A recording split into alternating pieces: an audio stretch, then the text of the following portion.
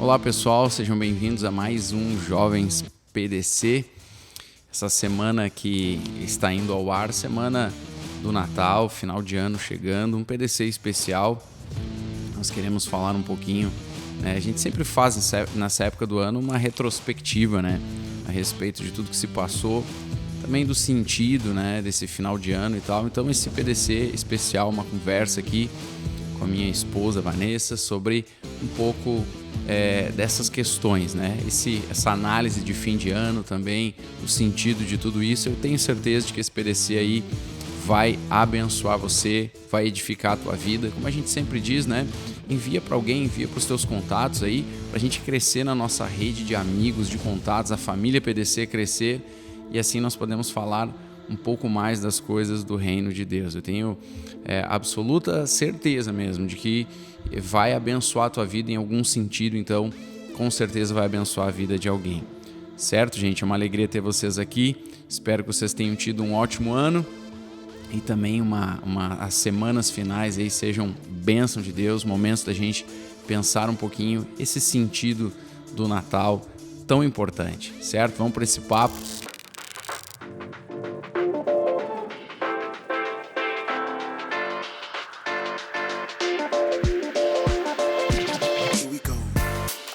Então tá, comigo aqui, minha esposa, Vanessa. Sempre uma alegria, um prazer estar com você. Sempre estamos juntos, né?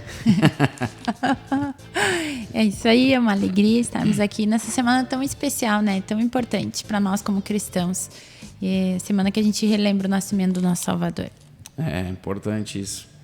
As pessoas, nessa época, eu já conversei com algumas pessoas sobre isso, uma época de muita ansiedade, muita inquietude. O pessoal entra naquele frenesi de comércio, de presente, de amigo secreto, de fazer ceia de Natal, um monte de coisa. E aí as pessoas, às vezes, entram assim, essa ansiedade, essa inquietude mesmo, né? E a gente esquece, às vezes, o verdadeiro sentido, né? Assim, do dessa Natal. Época, né? Mas sabe que eu acredito que também tem uma coisa, assim, de que as pessoas começam a olhar para trás e muitas vezes se frustrar. Tipo, planos que fizeram e não deu certo. Por isso que é uma época também que muita gente tem como triste. Até ontem a gente estava conversando sobre isso, né? Que um tempo atrás eu vi uma pesquisa que dizia que o número de suicídios nessa época crescia, assim, consideravelmente. E talvez seja esse um dos motivos, né? O pessoal olha para trás e percebe que muita coisa não saiu do papel, muita coisa não foi como se esperava, né? Sim. E aquilo gera uma frustração, gera uma tristeza. Também acho que tem muito trauma familiar dessa época, né?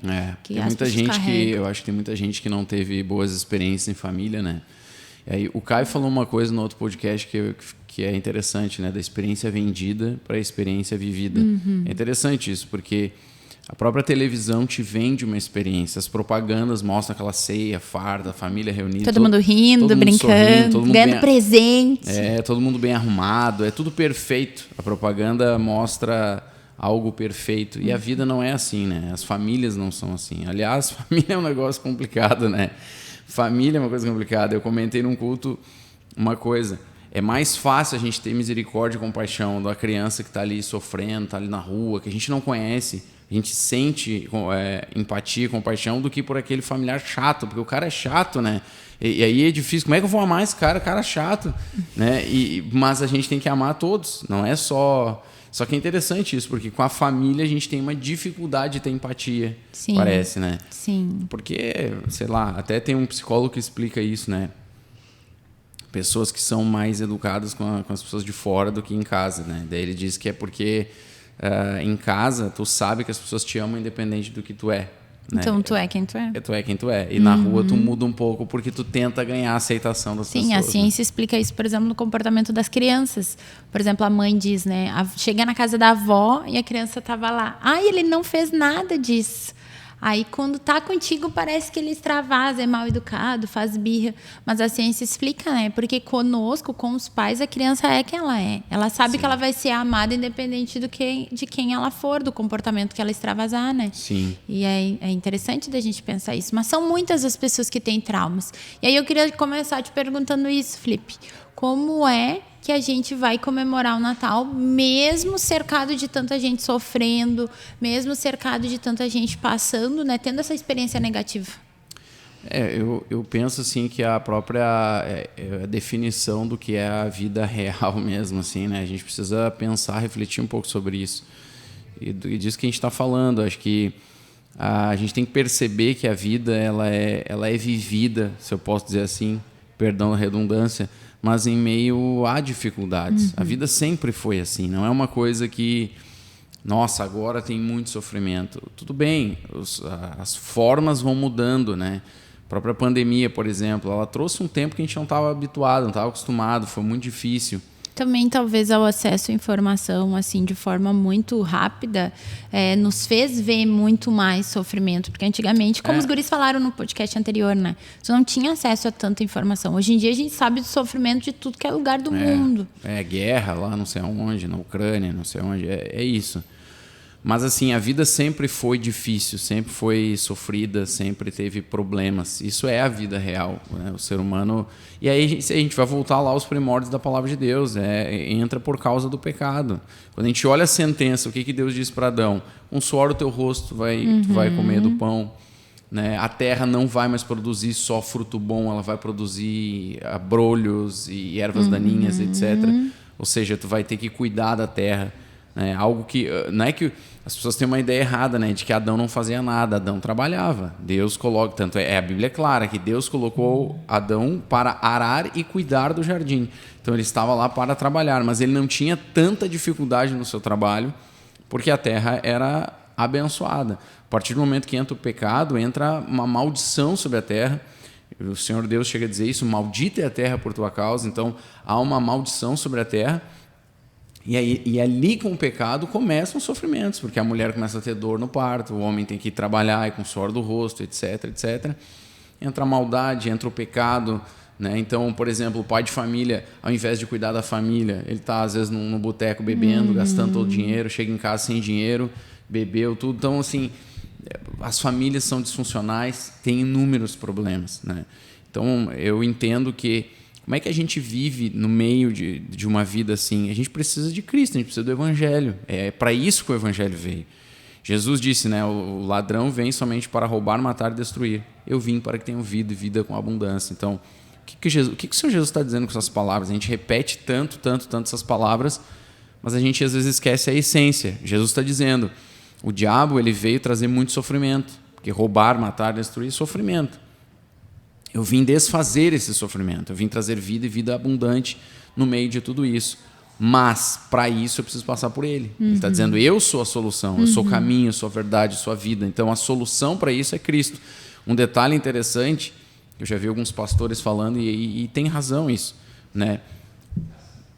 Adão peca no meio de um lugar perfeito. Ele estava no paraíso e ele pecou. Jesus vem no meio... Com mentor, né? Com tudo. E ele errou. O e próprio ele Cristo. Jogou tudo fora. Mas a gente faria a mesma coisa. A gente às vezes critica Adão. Mas Adão somos todos nós. Essa é a questão. Nós faríamos exatamente a mesma coisa que Adão. Se não fosse no mesmo momento, seria em outro. Mas o ser humano provavelmente faria a mesma coisa, né? Certamente faria a mesma coisa. Então, Adão, ele no paraíso pecou, mas Jesus vem no meio do sofrimento do ser humano, sofre junto com o ser humano, passa por isso. Hebreus chega a dizer que nós temos um sumo sacerdote que consegue se compadecer de nós, porque passou pelas mesmas coisas sem pecado, mas nunca pecou. Esse é o grande detalhe. Então, ele passou por tudo isso e venceu. Ele vai ao deserto, acho que a grande ilustração disso é Mateus 4 ali. Que Jesus vai ao deserto para ser tentado pelo diabo, fica 40 dias, né, em jejum, e aí o diabo começa a tentá-lo. Ou seja, Jesus está no meio do deserto, né, sem água, sem pão, sem nada, e vence. Né? Ou seja, ele está demonstrando é possível sim vencer no meio do sofrimento, viver alegria no meio do sofrimento, viver um tempo de paz no meio do sofrimento. E aí uma última coisa também, a gente esquece que o sofrimento e a tribulação produzem algo na gente. A gente esquece disso. Sim. Deus permite sofrimento e tribulação, e Paulo fala muito sobre isso. Paulo escreve aos Filipenses, ele diz uma coisa interessante. Ele diz assim, vocês foram não só chamados para crerem em Cristo, mas para sofrerem por Ele. Por Ele. Então, assim, tem algo no sofrimento. E aí Paulo vai dizer, né, que as tribulações, elas produzem perseverança, etc, etc, e vai indo. Ou seja, há algo que Deus tira do sofrimento. Se uma pessoa só vive sem nenhum tipo de dificuldade, se você pode fazer isso com uma criança, pega a criança, não deixa ela passar nenhum tipo de dificuldade, você alivia tudo para ela, o que vai acontecer? Ela vai ser um ser humano fraco. No primeiro problema que ela tiver que enfrentar quando ela for um adulto, ela vai ter que correr para a mamãe, porque ela não sabe o que fazer. Então o sofrimento, as dificuldades, as pedras no caminho, tudo isso faz parte de um processo de amadurecimento, de crescimento, né? E o segredo é o Evangelho, é Cristo. E aqui eu acho que entra também a perspectiva, né? Como é que nós olhamos a situação? Eu acho que isso a gente tem que pensar também, porque muitas vezes a gente não consegue celebrar uma data como essa tão importante, né? Porque a nossa perspectiva está errada, os nossos olhos não estão fitos em Cristo. Eles não estão no céu, naquilo que Cristo veio trazer para nós, né? Eles estão aqui na Terra. Então, aí eu foco aqui. Tem aquela visão de peregrino, né? E aí eu foco nas coisas terrenas. Óbvio, eu vou focar no sofrimento, eu vou focar na dificuldade, mas se os meus olhos estão em Cristo... Eu estou relendo aquele livro Traduzindo Deus, do Schaumbaum. E ele fala uma coisa, né? Como Deus enxerga as coisas, como Deus vê. Ele vê o ser humano não como ele está agora, mas como ele vai se tornar na noiva, adornada, pronta para o casamento. E às vezes a gente tem essa dificuldade, né? A gente fica olhando muito o hoje, o agora, o que me cerca, e aí eu perco a alegria. Eu perco o prazer, eu perco a esperança até, né? Então, talvez uma das formas de comemorar o Natal, de celebrar, mesmo cercado de dificuldades, é com a perspectiva certa, com o olhar certo, né? Sim, sem dúvida. A gente tem o ser humano tem essa tendência de só ver as coisas ruins, né? A gente só vê problema, a gente só vê dificuldade, a gente não consegue enxergar coisas boas, a gente não consegue enxergar, ter uma perspectiva diferente. É interessante que Jesus... ele chama a atenção de Pedro nisso, né? Quando Pedro diz, não, Senhor, tu não vai sofrer, não vai acontecer nada disso, quando ele disse que teria que sofrer. E aí Jesus diz, arreda de mim, Satanás, não cogita das coisas de Deus e sim das dos homens. A Bíblia judaica traz isso. Tu não estás vendo pela perspectiva de Deus e sim pela ótica humana, né? Algo assim. O que o Senhor Jesus está dizendo com isso? Que existe uma forma, uma perspectiva de ver as coisas como Deus vê. É isso que ele está dizendo. E de certa forma... ele está nos convidando para isso, para que nós passemos a ver a vida e o mundo e as pessoas e as coisas todas como Deus vê e não como o ser humano vê. Porque, de novo, o ser humano foi contaminado pelo pecado. Então, qual é a tendência do ser humano? É só murmurar, é só reclamar. É aquilo que a gente brinca. Quando está quente, reclama porque está quente. Quando está frio, é porque está frio. Quando chove, porque chove. Quando tem sol, porque tem sol. Ou seja, nunca está bom. Entende? Nunca vai estar bom para o ser humano. Ele sempre tem alguma coisinha para reclamar. Então, se nós não vermos a vida com a ótica de Deus, e nós somos assim, né? Não estou julgando os outros, estou falando de mim. Nós somos assim. Então, se nós não passarmos a ver a vida pela ótica de Deus... nunca vai estar bom. A vida é um negócio sofrível mesmo. Ela E talvez aqui entra também um dos grandes problemas dessa era agora, que é a comparação, né? A gente olha para trás, talvez, e perceba, o meu ano não foi como o ano do fulano. Fulano viajou, fulano fez isso, fez aquilo outro, estudou, casou, fez isso. E eu tô aqui, parece, na mesma situação. Como tu diria, assim, que é um dos caminhos para vencer a comparação? Porque nessa época a gente é praticamente natural da gente se comparar, né? Tem um ponto que a comparação ela é boa, mas ela é assim, eu tenho que comparar-me comigo mesmo há 6 meses atrás, por exemplo. Eu evoluí de 6 meses atrás para agora, acho que essa comparação é boa. Mas eu não posso me comparar com outra pessoa, porque eu vou provavelmente, não é que eu não posso me comparar, mas não é bom porque provavelmente eu vou tirar fora da equação uma série de outras coisas, né? Então, assim, a gente geralmente compara resultados, a gente não compara processos. A gente esquece disso também. A gente olha só pro resultado final, né? A gente vê, mas fulano hoje, o cara tem dinheiro, ele tá assim, ele tá assado. Tá bom, mas compara o processo dele com né? Eu me lembro que eu tinha um primo meu lá que a minha tia falava para ele, se tu quiser vencer e tal, isso que tu quer, ele tinha planos, ele tinha sonhos, ele dizia assim, tu vai ter que ser diferente dos teus primos aí. Tu não vai poder viver em festa saindo, tu vai ter que estudar. Então, eles iam para as festas e eles estudavam. O futuro foi um pouco diferente para alguns, né? Os que se dedicaram mais, os que se dedicaram menos. Então, assim, ele conseguiu alguns objetivos que ele buscava, né? Frutos do processo. Os outros também no caminho, graças a Deus, mudaram também, né? Então puderam ter um bom futuro. Claro que não deu tudo errado na vida deles, eles puderam ter um bom futuro. Mas o que me chama a atenção na história é que ela disse isso para ele: se tu quer alcançar esses objetivos, tu vai ter que pagar um preço. Então, se eu fosse olhar só para o resultado de um ou de outro, eu seria injusto, porque eu esqueci do processo que cada um passou. Um se dedicou no processo, o outro não. Então, isso é um problema de a gente viver esse tipo de comparação que é desleal. E esquecer... E outras coisas também, né? Que às vezes, a tua família, né? Como é que tu foi criado. Algumas pessoas, por exemplo, tiveram oportunidades que outros não tiveram, entende? Então, isso faz parte. A vida é assim mesmo. A gente falou, a realidade, ela não é... Ela parece injusta, às vezes, né?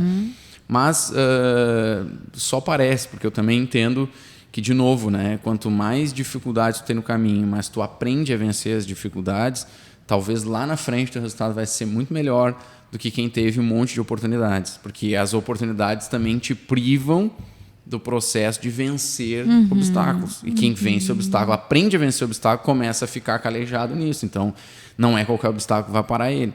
Então, tem todo esse detalhe. Mas a comparação correta para mim é: eu tenho que comparar-me comigo mesmo há meses atrás. Então, as pessoas esquecem, por exemplo, que uma meta... Para que serve uma meta?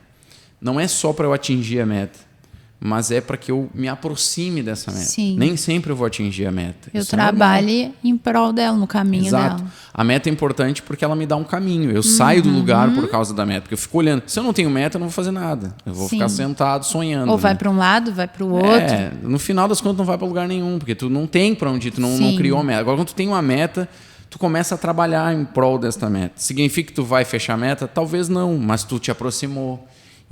Então tu diria que é importante, sim. Por exemplo, nessa época de fim de ano, fazer planos, planejar o próximo ano, botar... Eu diria que sim, eu acho que é importante. Acho que é bom a gente fazer esse tipo de balanço, né? Como é que foi meu ano? Né? Foi melhor, não foi? Planejar o próximo Planejar também. o próximo ano, mas não no sentido assim de um peso, sabe? Eu tenho que alcançar. De comparação com fulano e beltrano. Porque se nós tivermos metas, né, no início do ano e procurarmos trabalhar por elas, no final do ano a gente pode olhar e dizer: eu não alcancei a meta, mas eu melhorei, eu evoluí. Então eu vou ter um bom olhar sobre isso, eu não vou olhar isso de forma negativa, né? Talvez quem não tem meta realmente olhe: poxa, o que eu fiz na minha vida esse ano? Mas daí tu tem uma oportunidade, que é começar bem o próximo ano. Então pensa o seguinte: não, o ano que vem vou mudar, vou fazer algumas metas, né? Comece com metas alcançáveis, coisas menores, e vá crescendo ao longo do tempo com essas metas e trabalhe por elas, né? Não se preocupe em alcançar a meta, mas se preocupe em tentar alcançar, em chegar lá. E em todas as áreas da nossa vida, né? Eu acho que a gente tem que botar essas metas não só nas questões profissionais, por exemplo, como tu falava, mas até mesmo nas questões espirituais, nas questões emocionais, no cuidado com o corpo. É importante também, né? Porque eu acho que a gente se esquece que a gente é esse ser triuno que precisa, sim, cuidar das emoções, do físico e do espiritual. E aí, às vezes, a gente cuida tanto, eu preciso de um futuro, planejar um futuro, e tu te perde no meio do caminho porque tu não cuidou do teu corpo, por exemplo. Adoece, ou das tuas emoções. Então, eu acho que sim, acho que a gente tem que planejar, né? Sonhar, mas também, como tu falou, com o pé no chão, trabalhando. Claro, até tem uma história, dizem que é verídica, acho que não sei se é o Spurgeon, não é o Spurgeon, é o John Wesley, acho que é o John Wesley. Dizem que ele sempre cuidou muito do corpo, né? Metodista, então o método era a forma como ele fazia. Então ele era metódico, né? Nos horários, na quantidade de leitura, em tudo. E dizem que ele dava, até velhinho assim, ele dava tantas voltas ao redor do lago, lá onde ele morava, porque ele dizia uma coisa: eu quero pregar até o fim da vida. Para eu fazer isso, eu tenho que ter saúde. Interessante. Então, isso é uma coisa interessante, né? Os próprios crentes têm isso. Come demais. Aquela mentira, né? Crente não bebe, mas come. Eu digo que é uma mentira, porque para mim é um sofisma isso, né? O crente não deveria dizer isso. Porque, se tu tá trocando bebida pela comida, tu tá só trocando uma coisa pela outra, né?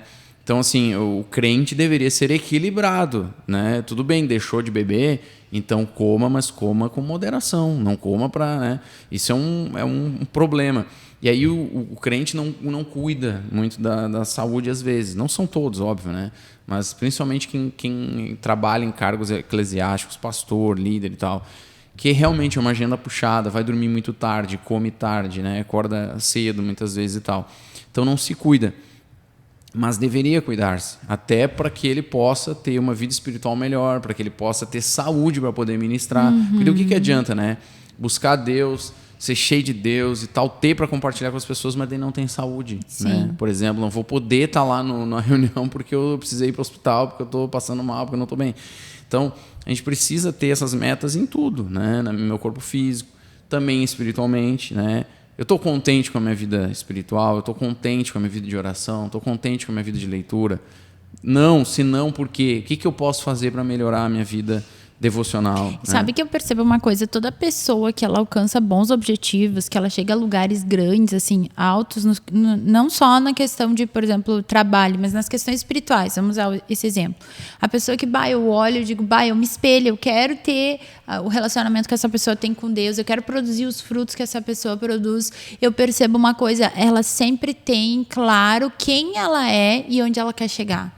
Claro. E isso é muito, muito claro, porque muitas vezes a gente não é ensinado a pensar, a planejar, e aí a gente vai vivendo, e parece que a gente nunca avança. Mas talvez nessa época do ano seja importante a gente pensar, analisar, bom, como é que foi meu ano? O que eu posso progredir? O que não foi legal? Onde eu quero chegar? O que eu posso fazer para melhorar isso? E botar também passos viáveis para isso, né? Porque às vezes a gente, eu quero chegar em tal lugar, mas tu percebe que ainda é um objetivo muito distante. Mas agora, o que eu posso fazer para chegar nisso? Talvez seja uma boa época para fazer isso, não? Qual o primeiro passo, né? Eu acho que é importante, eu digo de novo, acho que as metas são importantes, a gente não precisa focar no sentido de eu tenho que vencer a meta, eu tenho que chegar na meta, mas ela vai sempre me ajudar a me aproximar. Eu vou evoluir, eu vou melhorar, eu vou crescer.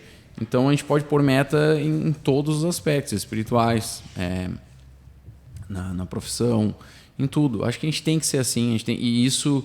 De certa forma não, isso traz glória a Deus, porque quando eu melhoro como profissional, quando eu melhoro, eu vou glorificar a Deus, né? Como pai, como mãe, como filho, enfim, nós vamos sempre melhorar, e isso é importante. Acho que o ser humano ele precisa ser um pouquinho mais disciplinado nesse sentido. Nesse sentido, a disciplina ela é importante. Não pode ser só disciplina, mas a disciplina também tem que ter um lugar, né? Não é para a gente criar uma forma e ficar preso nela, mas a meta nos ajuda a crescer. Você não precisa ficar ali todo, né, fechadinho numa caixa, não é isso. Mas ela vai ajudar você a se desenvolver. Então eu creio que é importante, acho que, né, fazer esse balanço, criar metas, isso é importante. Voltando ao Natal, hoje em dia a gente percebe que tem muitas pessoas ainda que têm aquela dúvida, né? A gente deve celebrar o Natal, não deve, o Natal é uma festa. Eu não quero entrar nessa questão, mas... Como tu diria que nós, os crentes, devemos celebrar o Natal? Reuniu a família toda lá. Tu acha importante, assim, a ceia de Natal? Nós vamos sentar, nós vamos também relembrar Cristo, nós vamos tirar um tempo de oração. Como é que tu diria que os crentes celebram o Natal? Ou deveriam celebrar o Natal? Sim. Não, biblicamente, assim, né, a gente não vê um mandamento a respeito realmente assim, da celebração, por exemplo, do Natal, vamos supor, né? A gente não tem esse mandamento. O mandamento do Senhor, basicamente, assim, de questões mais litúrgicas, são dois: o batismo e ceia, né? Ele disse, ele falou, façam isso em memória de mim. Essas coisas são coisas mais litúrgicas que ele deixou para a gente celebrar.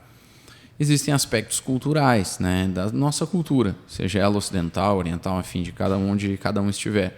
Tem aspectos culturais. A gente também não pode viver ignorando completamente a cultura. A gente não pode assumir coisas pagãs, coisas que são que trazem adoração a outros deuses, tradições, assim. né? Tradições que desonram a Deus e que vão honrar, sei lá, entidades ou sei lá o quê. Óbvio que não.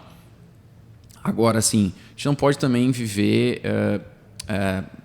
ignorando a cultura. E, nesse sentido, eu acho uma coisa interessante. O apóstolo Paulo, quando ele foi a Atenas, ele usa a cultura da época, do mundo filosófico, para entrar ali e ter algum tipo de abertura com as pessoas daquele local. E aí ele prega o evangelho usando a cultura deles. Ele fala, tem muitos deuses aqui, tem um altar ao Deus desconhecido, pois é esse que eu venho. Eu sempre digo, mas era esse mesmo ou Paulo usou aquilo ali como um insight para entrar? Ele pegou um altar do Deus desconhecido, pode ser qualquer coisa, mas ele diz, é esse Deus que eu venho anunciar, o Deus criador dos céus e da terra, ou seja, ele usou um aspecto cultural. E na linguagem dele, ele fala de existência, ele fala do sentido da vida, ele diz porque nele vivemos e nos movemos, existimos, porque ele está em Atenas, né? O centro, até hoje nós estudamos, né, a filosofia grega, que fala disso, né? Os grandes pensadores. Porque existimos e tudo mais. Ou seja, ele usou esse aspecto cultural para pregar Jesus para eles. Então, nesse sentido, independente de o Natal não ser uma data, talvez que biblicamente a gente tem um mandamento para guardar, será que a gente não pode aproveitar a cultura nesse sentido e trazer a mensagem do Evangelho, né? Porque daí eu penso também no que Paulo disse, né? Fiz-me tudo para com todos, para que por todos os modos pudesse salvar alguns. Será que não é um baita de um momento, quando a família está reunida, está lá os parentes reunidos e tudo mais, para pegar uma Bíblia e dizer, esse aqui é o sentido do Natal, Jesus nasceu, ele quer nascer no teu coração, e e a gente plantar uma semente. Então, nesse sentido, eu acho que é muito mais sábio eu aproveitar a cultura e entrar com o Evangelho, né? De novo, eu digo, sem utilizar-me de coisas pagãs ou de que trazem algum tipo de adoração a ídolos, mas assim, né? Pegar a data, pegar a família reunida, pegar esse tipo de coisa e colocar, então, o verdadeiro sentido do Natal, o anúncio do Evangelho, que foi o que aconteceu naquela noite, né? O Natal não tem nada a ver com Papai Noel, com presente, com isso, com aquilo, né? Digo de novo, as pessoas querem dar presente, deem presente, não tem problema. De novo, use tudo para pregar o Evangelho. Aproveita, dá uma Bíblia de presente, dá um livro de presente. Usa a cultura para pregar o Evangelho. Não perca uma oportunidade. Eu penso assim, agora... o sentido não é esse. Então, se a pessoa não tem dinheiro, tá dizendo, não tem dinheiro, não te preocupa. O sentido do Natal não é isso. O mundo, de novo, a experiência é vendida, né? O mundo está vendendo isso. Mas não significa que o que o mundo está vendendo é a verdade, né? Então, assim, óbvio, o mundo ele pensa em questões comerciais, né? O pastor sempre fala, foi do comércio. Eles estão de olho no quê? No 13º das pessoas. Então, eles inventam uma data. O próprio Papai Noel dizem que não o personagem, mas o formato dele de roupa vermelha e tal, dizem que foi a Coca-Cola né? que criou Sim. aquele personagem de roupa vermelha e tudo mais, não sei o quê. Ou seja, tudo tem marketing, tudo é business. As pessoas têm que entender isso, né? Então, assim, quantas arvorezinhas de Natal são vendidas nessa época? Quantas bolinhas e enfeites de Natal? Ou seja, alguém está lucrando com tudo isso, né? Então, a gente tem que pensar que é comércio só.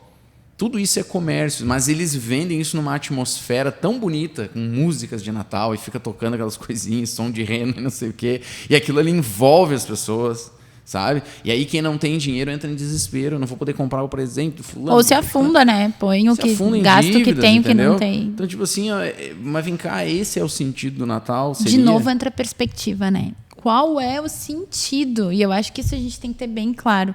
Porque daqui a pouco tu tá tão envolto à cultura do mundo que tu te perde. E aí tu realmente acha que tu tem que presentear todo mundo e não pode ser qualquer presente. Tu tem que fazer a ceia, a maior ceia e peru pra cá e Chester pra lá. Às vezes até rola aquela rivalidade, né? Todo ano é na casa de alguém. Daí tipo uma quer fazer melhor que a outra ou que o outro quer não sei o quê. E aí um monte de bobagem, né? O pastor diz. Isso não tem a ver com... Bobagem pegou, né? Um monte de bobagem. São coisas que não têm a ver com o que deveria, na minha opinião, ser. Na minha opinião, o Natal é Cristo. Na minha opinião, tudo é Cristo, tá? Na minha opinião, tudo é Cristo. Então, assim, o Natal é Cristo, certo? Então, uma coisa que eu acho que os cristãos deveriam fazer nessa época, comam, tenham comunhão, riem, faz amigo secreto, deem presente, não tem problema nenhum com isso, eu não tenho problema com essas coisas. Agora, tem um momento ali importante, central. Peguem uma Bíblia, abram a Bíblia, orem juntos, falem de Cristo. Ele é o centro de todas as coisas. Então, coloquem Cristo em tudo. E eu tenho certeza de uma coisa, que o Senhor vai abençoar, não só esses momentos, mas vai usar isso como uma semente plantada no coração de pessoas. Às vezes, você faz isso, sempre tem ali aquela cara feia, né? O familiar lá que está lá tomando cerveja, não sei o quê, Bíblia, esses crentes aqui, sempre tem, mas a semente está sendo colocada. Em um momento da vida dele, que ele estiver passando alguma coisa, que aí, geralmente, quando a gente está nesses momentos mais de desafio, a gente faz mais reflexão da vida, nesse momento a semente vai brotar. A pessoa vai lembrar daquele dia. O Espírito Santo vai usar para lembrar, vai né? lembrar da palavra que foi dada. Vai lembrar que, mas aquele dia me disseram que tem solução. Que tem esperança. Um caminho, que tem porque ele nasceu tem esperança. Exato. Né? Então, assim, a gente nunca pode subestimar isso. Mesmo que as pessoas não gostem na hora, né? Isso é uma outra coisa. Vamos fazer, sei lá, na minha casa. Tá, mas por quê? Porque é minha casa, minhas regras. Então chega lá e pá! E aí agora vocês vão ouvir Cristo, entende? Então, assim, de maneira sábia, claro, óbvio, de maneira né? Não vai sábia. ser chato, né? Eu tô brincando aqui, né? Não vamos ser chatão, que ninguém gosta. Mas, tipo assim, aproveita esses momentos para colocar a semente do evangelho. Tudo é Cristo, né? De novo, é o que Paulo disse, nele vivemos, nos movemos, existimos. Tudo é Cristo. E aqui entra, eu acho, uma coisa que a gente não pode esquecer, né? As crianças. Nessa época, elas estão envoltas ali, se elas não estão numa escola cristã, por exemplo, elas estão envoltas em fazer uma cartinha para o Papai Noel, e tem que fazer isso, e tem que fazer aquilo. E, de novo, muitas vezes se perde o real sentido. E aí nós, como crentes, como pais crentes, nós precisamos, né, implementar isso nos nossos filhos, semear isso o tempo todo, né? Filho, Natal é Jesus, porque Jesus nasceu, viveu, morreu e ressuscitou. Hoje nós temos vida. Qual que tu diria assim para os pais nessa época? O que eles deveriam fazer com seus filhos? O conselho bíblico, né? É Deuteronômio 6. A gente tem que Inculcar, ensinar, né? sempre. O texto de Deuteronômio 6, o Senhor está falando ali. E ele diz, tu deve inculcar andando no caminho, sentado. Ou seja, Deus está dizendo o tempo inteiro, coloca a palavra no coração deles. Não vai gerar trauma. Ah, meu filho, aquela coisa, não vai. O Lolinho sempre soube, né? A gente sempre disse para ele, Papai Noel é um velhinho fantasiado, assim, tem a história. Ele sempre soube, e isso nunca foi um problema para ele, pelo contrário. Gerou alguns, às vezes, né? Porque frustrava o sonho das outras crianças. Frustrou, chegava na pessoa, criança, o Papai Noel aqui, Papai Noel, é teu pai que vai te dar, você tem Papai Noel. Ele frustrava. Mas, tipo assim, às vezes vai no shopping, ele quer até tirar foto lá com o Papai Noel, não sei o quê. E qual é o problema? Tira foto, mas ele sabe quem é. Ele sabe que é uma brincadeira, ele sabe que é... Não tem problema nenhum nesse sentido, a gente não é radical nesse sentido. Acho que tem que ensinar. Ele sabendo é o importante, ele compreendendo o real sentido, o que é importante na vida para aquilo que não é, né? Eu acho às vezes também que se briga muito com algumas coisas, né? Essa coisa do Papai Noel, não pode isso e tal, daí se briga, se cria um... E aí se vira um conjunto de regras também, né? Tipo assim, porque a árvore, isso... Eu até comentei, né? Eu falei assim, tipo, eu também, sinceramente, pessoalmente, não vejo muito sentido na árvore, naquela coisa, não me chama atenção, mas é uma coisa minha, pessoal. Aí tu diz assim, tu mesmo diz, eu queria ter uma árvore, qual é o problema? Nenhum, tipo assim, mas a tradição lá, mas eu não tô botando árvore por causa da tradição, não sei de quê, nem sei qual é a tradição, então eu nem quero saber, entende? Eu tudo que eu acho bonito, acho legal, não sei o quê, qual é o problema? Entende? Paulo não diz que a gente deve comprar as coisas do mercado sem perguntar qual é a origem, porque se tu for perguntar de onde é que saiu, você não vai fazer nada. O cristão, ele tem essa mania, ele diz assim, que não, porque isso aí é consagrado a ídolos, meu amigo. Se tu for saber, as coisas que são consagradas a ídolos, tu vai descobrir, por exemplo, a moda. A maior parte das questões de moda são consagradas e feitas em lugares que tu não imagina de onde é que isso... E daí o cara que usa o terno lá, o terno de marca, não vou dizer a marca aqui, né? Ternão de marca, o pastor que usa terno, mal sabe ele, às vezes, que aquele terno foi lá, quando foi criado lá, foi consagrado. Mas para ele tem problema? Não, porque pela oração é santificado. Ele nem sabe onde veio. E né, quem é maior? Cristo. Né? Então foi santificado, quebrou aquilo ali.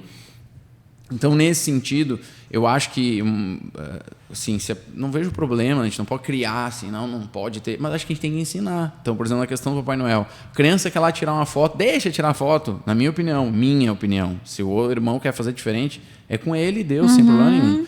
Cada um anda pela fé que tem, aquilo que tem recebido do Senhor. Então, na minha opinião, deixa a criança tirar a foto, mas explica para ela, ensina. Isso não é Natal, filho. Natal é Cristo, aquilo ali é um senhorzinho fantasiado, é uma brincadeira, é assim, assado. Ponto. Tá tudo certo. A criança está crescendo, entendendo o que é aquilo ali. Né? Então, aquilo ali nunca vai ser um problema para ela, aquilo ali nunca vai tomar um lugar, uma proporção que não deveria tomar. E é uma época que a gente pode falar tanta coisa para as crianças, né? Por exemplo, a gente pode falar da esperança que o nascimento trouxe, da vida que o nascimento trouxe.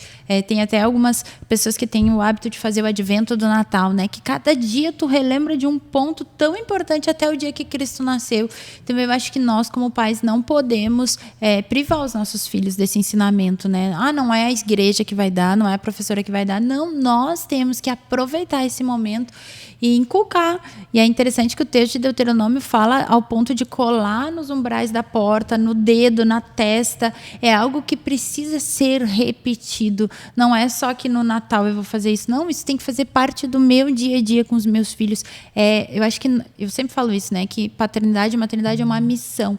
E nós precisamos carregar essa missão. Nós precisamos ter ciência dela o tempo todo, para que o tempo todo eu fale, eu pregue Jesus. Porque que outra oportunidade, né? Eu acho que não tem discipulado melhor do que do pai com o filho. Como é que tu vai discipular alguém da mesma maneira que tu discipula teu filho? Tu tá ali com ele o tempo todo, tu passa 24 horas. Então, é importante, é nosso papel aproveitar, né, esse tempo que eles estão conosco para implementar Jesus, para colocar Jesus para dentro. Sem dúvida. Os pais às vezes esquecem que se você não pregar para o seu filho, o mundo está pregando para o teu filho. Então, assim, essa história de que não, vou respeitar o meu filho, né? Já ouvi isso aí, né? Vou respeitar o meu filho, eu não vou obrigá-lo a ir à igreja, não vou obrigar a fazer não sei o quê. O mundo vai obrigar o teu filho a receber algumas coisas. Não pensa que o mundo tem essa visão que nem a gente tem às vezes de que não vou obrigar o meu filho a ler a Bíblia, não vou obrigar o meu filho a ir na igreja, não vou obrigar o meu filho disciplina positiva. Aí no retiro. Tu não vai obrigar, mas o mundo vai obrigar o teu filho a abraçar ideologias erradas, o mundo vai obrigar o teu filho, vai dizer tem que ser assim, que isso aqui, se não for fora desse padrão, tu tá errado. O mundo faz isso. Apesar de dizer o discurso ser diferente, né? Intolerância, mas o mundo é intolerante. Extremamente intolerante. Porque se tu não te enquadra naquilo que eles... Se tu tem uma opinião diferente, tu é o intolerante para eles. Mas quem é que está sendo intolerante? Se tu fala de tolerância, tu tem que receber opinião divergente. Isso é tolerância, é andar com os diferentes, não com os iguais. Mas o mundo é todo mundo igual, todo mundo tem que aceitar tudo que eles... Caminhar na mesma politicamente direção. Correto. Isso não é tolerância, isso é intolerância, na verdade, né? Mas o mundo vai vender, obviamente, isso daí. Então, assim, nós temos sim que investir, que pregar, que ensinar os nossos filhos, até porque nós sabemos os valores que temos. Os nossos valores são maiores, porque não são nossos, provém do próprio Deus. Eu gosto muito do Salmo 145 e eu acho que ele se enquadra bem dentro disso que a gente está falando, né? Fala assim, uma geração contará a outra a grandiosidade dos teus feitos. Eles anunciarão os teus atos poderosos, proclamarão o glorioso esplendor da tua majestade e meditarei nas maravilhas que fazes. Anunciarão o poder dos teus feitos temíveis e eu falarei das tuas grandes obras aos meus. Então, eu acho que a gente não pode se esquecer, né, que nós precisamos. E talvez seja uma época também da gente contar, olha, filho, o pai já passou por isso, o pai já passou por aquilo, a mãe já viveu isso, já viveu aquilo. Contar mesmo, mas hoje o Senhor nos trouxe até aqui. Hoje o Senhor nos resgatou, hoje o Senhor nos deu uma boa vida, está nos transformando, está nos, né...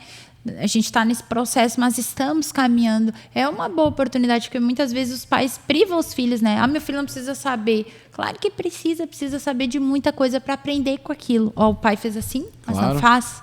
Isso é um erro, né, que os pais cometem de não falar dos feitos do Senhor para os filhos, porque pensa, né, uma criança que cresce ouvindo falar do Deus do pai e da mãe, que foi um Deus que faz milagres, que mudou a vida deles, né, que tornou eles, daqui a pouco até um casamento que era cheio de problema, daqui a pouco começou a melhorar, começou a ver amor, tolerância, perdão, etc.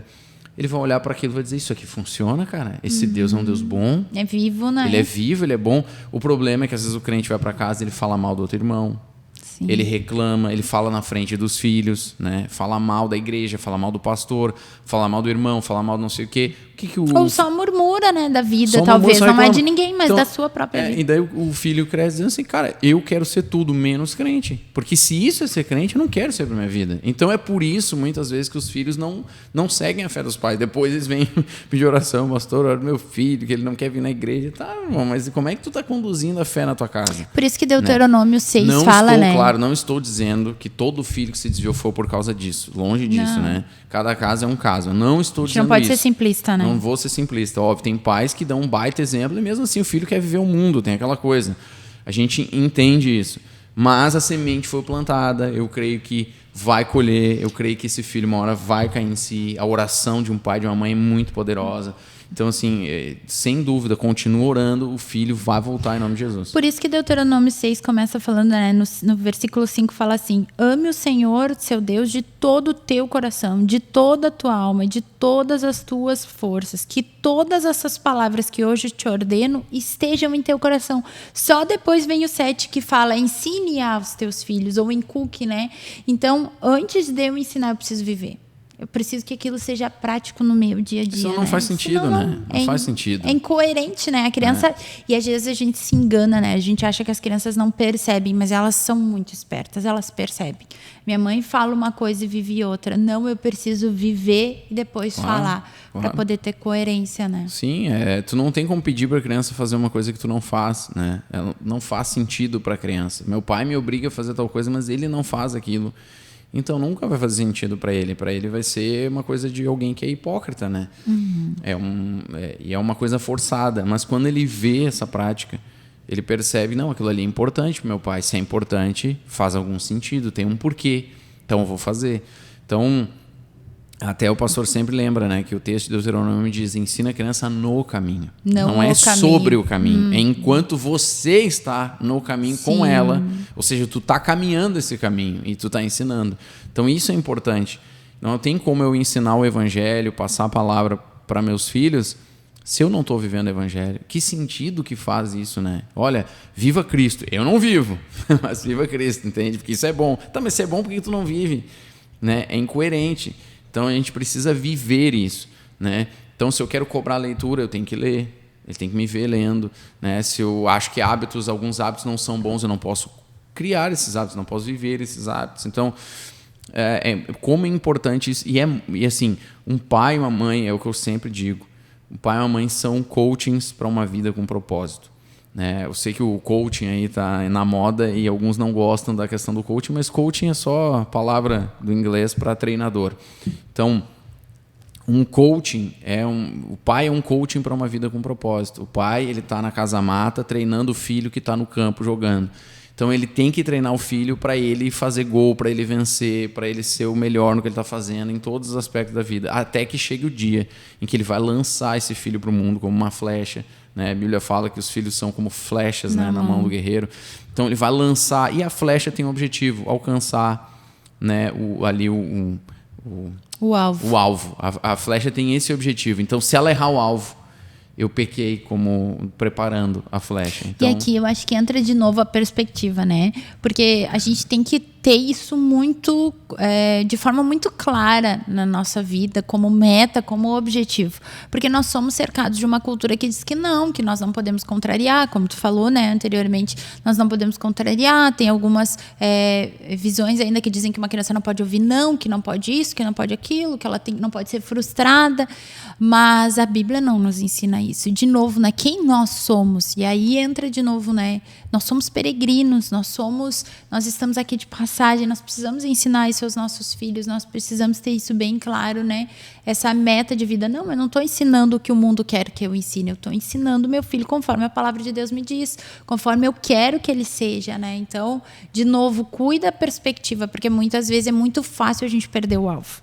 Se eu estou sendo alimentada apenas com as verdades do mundo, com o que a blogueira diz, ou o que a fulana diz, ou o que a amiga diz, é muito fácil eu me perder. Eu preciso estar dentro da cultura do reino, vivendo isso. De novo, por isso que Deuteronômio 6 fala, né? Primeiro precisa estar no meu coração e na minha mente, para depois eu ensinar. Senão eu vou me perder. E aí eu vou viver de qualquer jeito, vou ensinar de qualquer jeito, vou apenas nutrir às vezes, né? Pai e mãe não é aquele que dá comida e roupa e bota na escola. Pai e mãe é quem educa para a vida, né? A gente tem que abrir os olhos para que um dos bens mais preciosos que Deus nos deu, porque a Bíblia diz que os filhos são um presente do Senhor, são herança do Senhor. Então, quem me deu foi o Senhor. Né? É uma responsabilidade, é uma grande responsabilidade. E o tempo é tão curto, né, Zinho? Isso é uma coisa que cada vez assusta, né? Passa muito rápido, rápido. Se eu não tenho isso como um objetivo claro de vida, vai passar o tempo e eu não vou fazer. De novo entra as metas, né? Talvez seja uma meta que a gente precisa sentar e criar. O que a gente quer para o meu filho no ano que vem? O que eu posso melhorar? O que eu posso fazer? E até ver aptidões no próprio filho, o pai e a mãe. É interessante isso, que as pessoas perderam essa noção, né? Um pai e uma mãe tem que olhar para o filho e ver suas aptidões. Começar devagarinho observando, porque pensa, os pais são as pessoas que têm esse acesso, podem observar 24 horas, né? Então eles conseguem perceber. Tem filho que é bom com número, começa a ficar bom em número, o outro é mais das humanas. Algum é do esporte, né? É do esporte, o outro é disso, daquilo. É importante estar de olho nessas coisas, até para tu já ir apontando algumas coisas, quando ele chegar mais perto ali do ensino médio, tal, tu já dizer, filho, eu já percebi que tu é bom nisso, nisso e nisso. Quem sabe o que tu quer fazer, o que tu quer estudar, com o que tu quer trabalhar.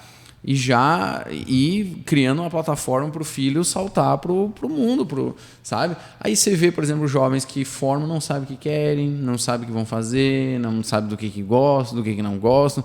Pois é, mas é para isso que serve um treinador. Se você colocar agora a gente está vendo Copa do Mundo, está muito em voga. Você só largar um time em campo, por mais craques que possam ser, se não tiver um bom treinador que conduza bem essa equipe, que coloque cada um na posição certa, que saiba as aptidões de cada um e use o melhor de cada um, não vence. Então, a gente precisa ser treinador dos filhos para uma vida com propósito. Então, e é interessante que o técnico ele estuda não só o seu time, mas ele estuda o adversário também, né? Isso Sim. É interessante, porque do que adianta, por exemplo, o Brasil jogou contra a Croácia lá, que vocês falaram que foi retrancaado. Se o treinador não tem essa visão, vai fazer um time aberto e não vai conseguir entrar, porque o time está retrancado. Eu falando de futebol, né?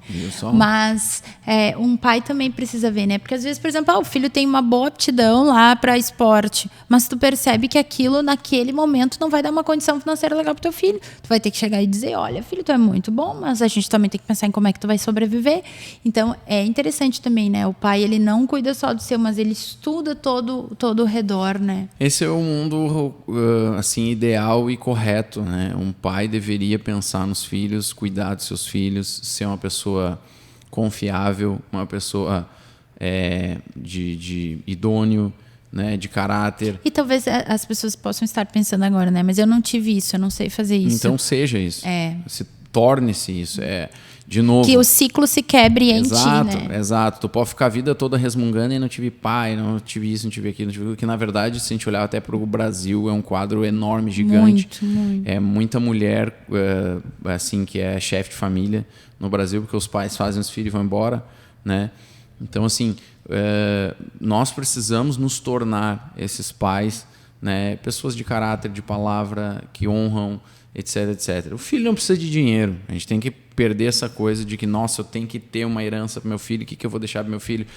Tu não precisa deixar nada financeiramente. Procura não deixar dívida, só isso já é uma coisa boa. Procura não deixar dívida.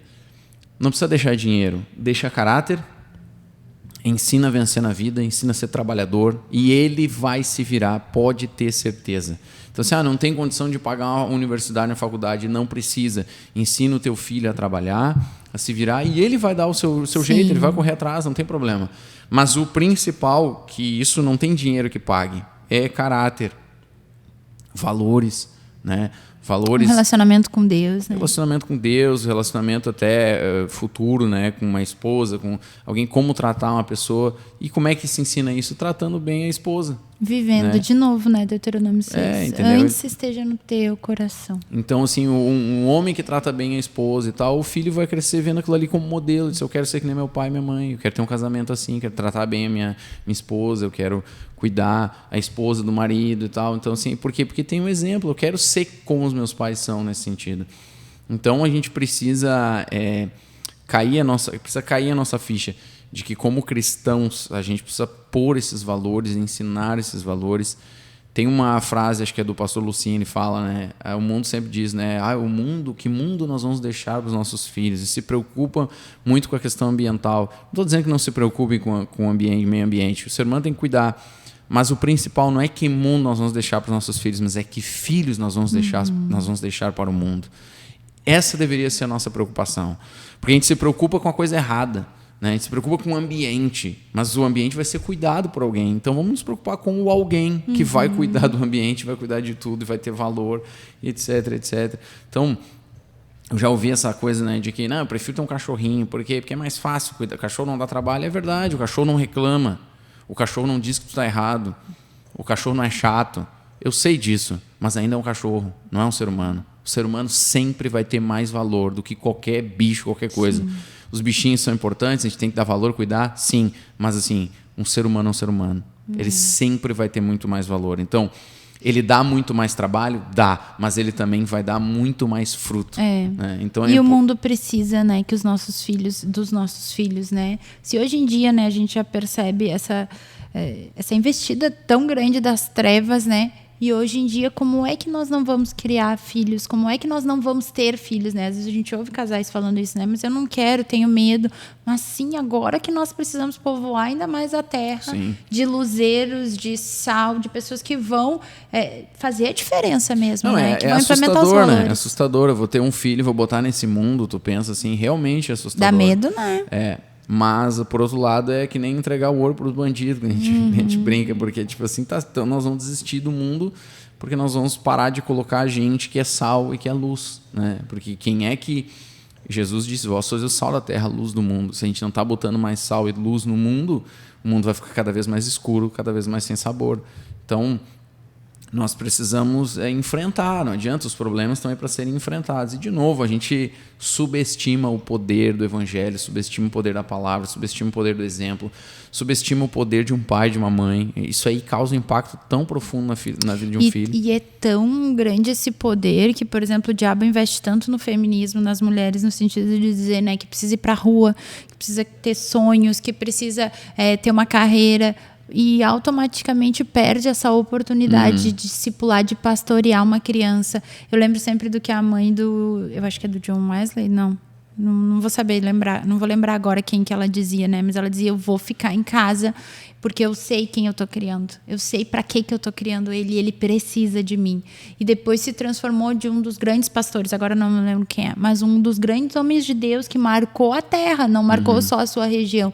Então eu acho que, de novo, né, se eu tiver bem claro isso, essa perspectiva, essa visão, esse chamado, eu vou investir tempo, eu vou investir recursos, eu vou investir tudo que eu puder na formação daquele pequeno discípulo que depois vai ser luzeiro, né? O mundo fala que a mulher precisa ser empoderada, mas eu entendo biblicamente que a mulher já é empoderada, no espírito, né? Em todos os aspectos, não só o espírito, não só o evangelho, a palavra de Deus já diz isso, que em Cristo não há homem ou mulher, somos Sim. todos um só, né, em Cristo. Então, já no reino de Deus, já há muitos anos, milênios atrás, já dizia que não havia essa diferença no sentido de importância, né? Existem diferenças porque o ser humano é diferente, não é nem só homem e mulher, né? Entre homens e homens há diferença, entre mulheres e mulheres há diferença. Falei isso aqui com o Van Hatten, quando esteve aqui, ele falou sobre isso. Nós somos seres diferentes e isso é o que traz beleza ao mundo.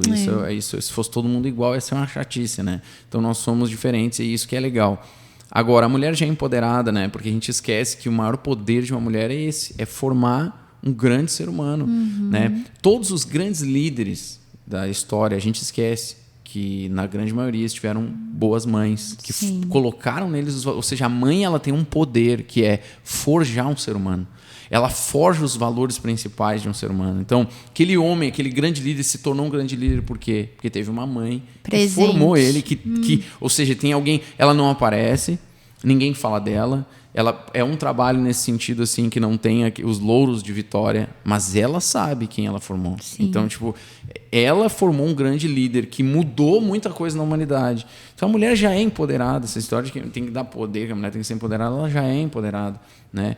Quer trabalhar fora? Trabalhe, não tem problema nenhum, a gente não é contra nada disso. Mas a gente não pode esquecer o principal, a essência.